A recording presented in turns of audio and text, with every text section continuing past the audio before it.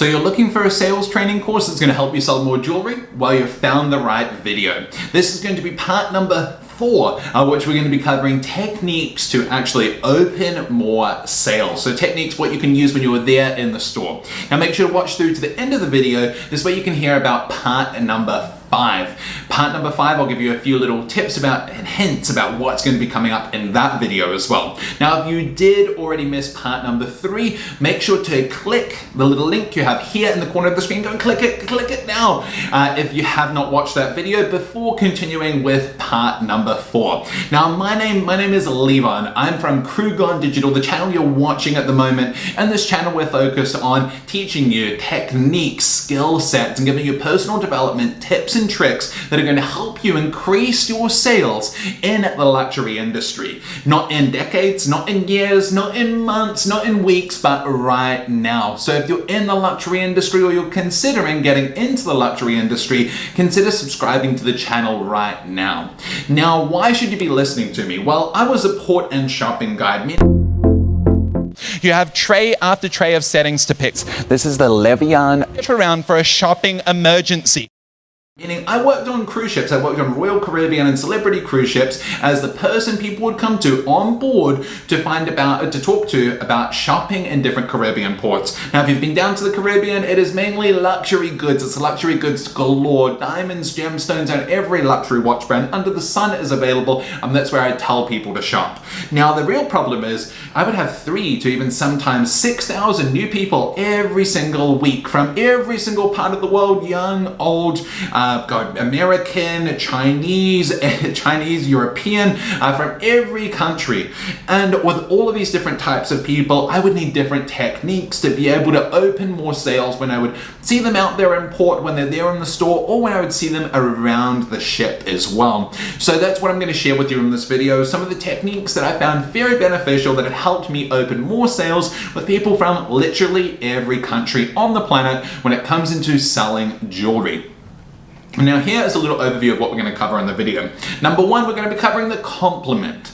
Number 2, we're going to be covering what is your favorite brand. Number 3, we're going to be covering did you see the new?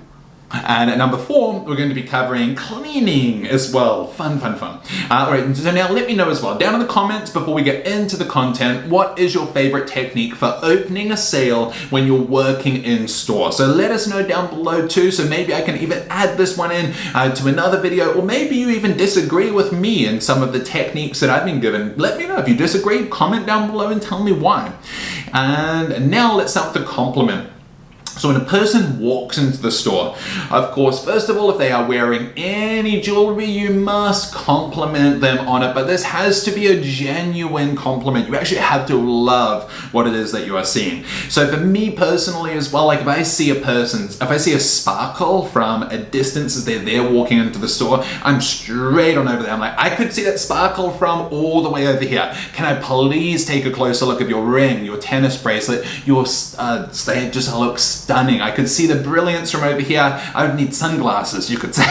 You know, depending on your own personality. Again, don't robot this back from me word by word to the customers that come in, but give them that compliment about their jewelry first. If they are wearing jewelry, otherwise your dress, your suit, your shoes, your hair. But again, this has to be coming from a genuine place, because a person can feel if that compliment is not genuine and really has that clear hidden agenda. You actually have to really like what it is the customer is wearing, how that piece of jewelry looks on the customer, or how the customer's hair was, dress was, suit was, shoes were. You have to genuinely like this. And again, you know, but at the same point, don't expect every single person to like this, because a lot of people have before been tricked by other people and saying, yeah, I know what you're trying to do. You just want to be able to sell me something, blah, blah, blah, blah, blah, like that. You know, it is going to happen. A lot of people do believe you will have a hidden agenda, even if it is coming from a genuine place. So you really have to stick to the fact that this is genuine and it isn't because of a hidden agenda. Yeah, I do work here and I do sell items in the store, but I actually really do love what it is you're wearing. Can you tell me like where you got it from? Because I have not seen that design before. I have not seen that much brilliance before. Is it a special way you clean it or something? Because that just looks stunning. You have to stay strong to it, even when the customer gives you a little bit of resistance like that too. You could even go with you look so happy. I wish I saw more customers come into the store looking like you with that beautiful smile. I could see it from here. Your smile had more sparkle than all the diamonds in the store. A little bit cheesy that could be, for example, but hey, these things really do work as well. And just the fact of complimenting a customer on how happy they look, people love this. Everyone loves compliments as well. So make sure to use this, but again, coming from a genuine place. That is point number one. Now, number two, what is your favorite brand?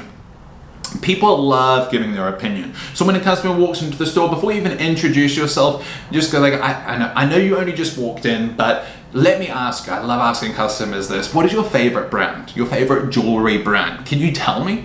Again, some people are going to love this because it's common to love to give a personal opinion about a subject or about a matter, whether it be jewelry or whether it be anything, religion, politics, etc., etc. The list goes on. People love giving their own personal opinion. This is where you also want to make sure you know the brands that you do not sell as well. Because if a customer then says a brand that you don't sell in your store, but you don't want to screw yourself here, basically, you want to know a lot of these other brands. So if a customer, when you ask them this, when they come into the store, if they commonly say a brand that you've never heard of, make sure you've listed these brands down and you have started to do some research on them. So you can then understand that brand and give the customer a similar recommendation when they're there in the store. Because if you know that brand and you know some of the pieces from that collection that brand has, then you can give them at least a similar look from what you have available here on the store. Similar or even better, maybe even better and similar at maybe even a lower price point too, compared to what the customer expected. So this is where that can really, really help too, knowing your brands. This one is fun though as well. Again, this is depending on your personality if you can use this. I love using this because it just creates a little bit of fun and excitement that customers are not used to commonly hearing when entering a jewelry store. And this could make it really fun for them. I just walk over to the customer and say, could you settle this for us? I know you've just came into the store, but I love this brand. And my co-worker over there, they love this brand. What brand do you like more? We're trying to settle this. What one is the better brand of the two? And that in itself is giving the customer a chance to first of all get closer to a piece of jewelry. Maybe you pull out two pieces of jewelry and you don't do it about a specific brand, but you do it about a specific piece. And you both have a specific piece, you pull that out, and that already gets the customer touching and feeling something. Because one of the biggest things and one of the biggest challenges that can happen when a customer is coming into the store and buying jewelry is getting them to try it on. Maybe getting them to try on a piece that they think looks too expensive or whatever, because after they try it on, they know they're going to love it so much, and it's going to be so much more difficult for them to then say no because they're wearing it. They're looking at themselves in the mirror, they're seeing that sparkle as well, and smile lights up.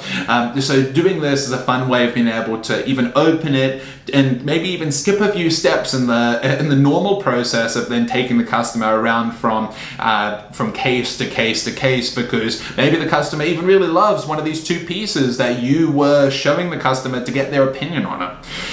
Also, but again, keep this all genuine. This can't just be with a hidden agenda. This has to be actual, real, fun. This has to be actual enjoyment for them as well when asking them their opinion as well. And you actually really have to care about what the customer's opinion is. It's not caring about that because you want to show them that. It's caring about their opinion because it actually matters.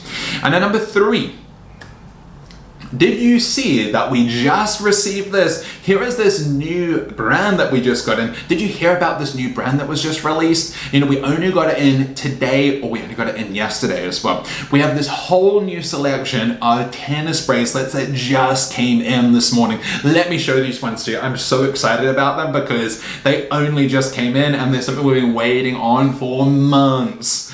That excitement. Why does this work? To be able to open the sale before even telling the customer customer what your name is, because people like new things. People that are buying fashionable items like to be on trend. They don't like to be 10, 20 years later. They like to be ahead, maybe even sometimes of the herd, ahead of everyone else, because maybe it's a new design they haven't even seen as well. All of these different thoughts can rush through the customer's head. And you could be mentioning about a new design, a new shape, a new cut. Even come to them and try opening the sale with something specific. We just got in a whole new range of pear-shaped solitaires. I have to show this to you. They only just came in this morning. It could be going down the specific route too. And by going down the specific route, that could easily open conversation with the customer. And the customer might say, oh, I don't really like the pear shape because I had a ring like that, and it got caught on all of my clothing all of the time, and since it got caught on all my clothing, ever since then I stopped with those, and now I only like princess cuts. And they're like, you know what? We did as well. Just get in, you could go down the princess cut route with that, or you could just take them over to the princess cuts then as well, depending on the conversation and the context behind it as well. Know what your store is advertising as well. What is your store that you're working in advertising on TV? What are they advertising online? What are some of the deals that they're advertising? Because maybe the customer actually drove to your location because they saw a particular advertisement, or maybe it's a brand advertisement as well. Do you sell branded jewelry within the jewelry store you're working in? Do you sell Cartier? Do you sell Levian? Do you sell multiple different? Do you sell Hearts on Fire? Do you sell Cabana? Like, what is it you sell in the store? What brands do you sell in the store? What advertising do those brands do to increase the interest of a customer as well? Because be aware, people might be coming to that store because of the advertisements they have seen, not just because they were walking through the area as well. So be aware of that. A great example of this as well when it comes into being aware of the advertising, like Levian, for example. So Levian, they do a gemstone of the year every single year, and a lot of people I speak to when it comes into selling Levian, they don't know what the gemstone of the year is for the current year that they're in. So like the gemstone of the year currently is Peacock Aquaphrase, or Aquaphrase as well. I'll put a picture of it up here on the screen too, but this is just an example of being on trend and being aware of advertising that different brands you sell are doing, and be aware of advertising that your customer might see before entering the store as well. Now let's move on to number 4 when it comes into opening the sale.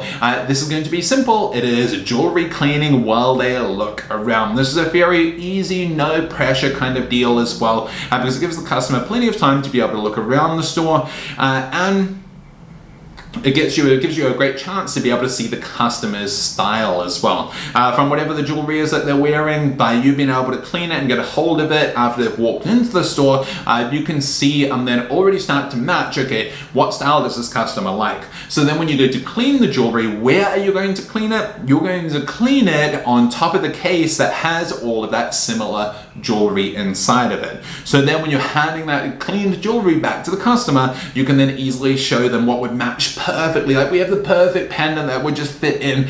It would fit so perfectly with the earrings that you're wearing at the moment. Please, you're going to try this on. I would feel bad if you left the store without trying this on, because it just matches so perfectly. It's like they were meant to be in a set, for example. I don't know if you have a pendant that's already part of a set, but if you don't, this piece that I have here, I am pretty sure this was meant to be part of that as well. That could be a little example too.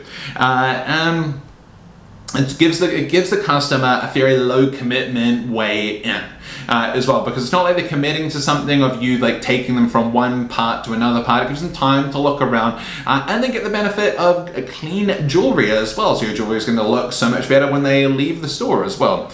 And make sure to do this transparently too. I cannot stress this enough. Do not take the jewelry around the back somewhere and start cleaning it back there and then bring it to the front again as well, because this does happen and some people are aware of it. You don't want to mention this verbally to the customer, but just people are aware of the bad cases where it has happened, where someone has swapped a diamond that's in there, someone has swapped a gemstone that's in the customer's initial ring. So make sure that you do this transparently with the customer, but again, don't bring up the, oh, I don't want you to think that we're going to take anything from it, so let me do the cleaning here.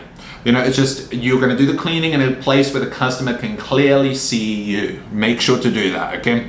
And then of course, make sure to actually look at what is the jewelry that you're cleaning. What are the gemstones that you're cleaning as well? Take an actual look at them, get a little loop out as well, and know how can you safely clean different gemstones. Because some gemstones might not be okay to be popped in an ultrasonic cleaner while the customer is walking around and waiting. Some gemstones you might have to clean with a little toothbrush and some warm soapy water. Some gemstones you might not be able to use a jewelry cleaner to go with it. Some gemstones it might have to be simply just water that you're using and a brush to be able to clean that gemstone. Do you know how to safely clean multiple different types of gemstones? Because the last thing you ever want to happen is for you to take that ring out of an ultrasonic cleaner and the gemstone falls out. Because trust me, this can happen if you do not know how to safely clean different gemstones. So make sure to know this before you do the jewelry cleaning to open the sale as well with the customer, of course. Now, if you do not know though how to clean different gemstones, what I'd recommend for you to do is check out my Udemy course I put together. There's over 100 lessons in this course, and it is going to cost you less than going to Starbucks 2 times as well to buy a coffee.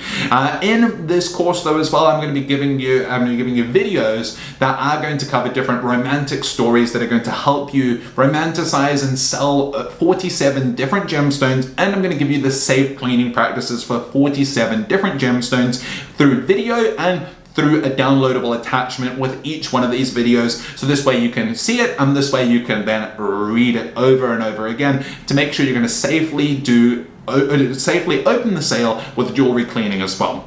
Now, next we're going to move on to is part number 5. Part number 5 of the jewelry sales training course is going to be objections. What are some of the objections the customer is going to give you, and how can you handle these objections? Objection handling is huge because customers have to give you objections, but we're going to talk about that in part number 5 of the course though as well. So make sure to subscribe to the channel as well and click that bell icon. That way you'll be notified when part number 5 of the jewelry sales training course is going to be out and ready for you to watch. I'll see you in part number 5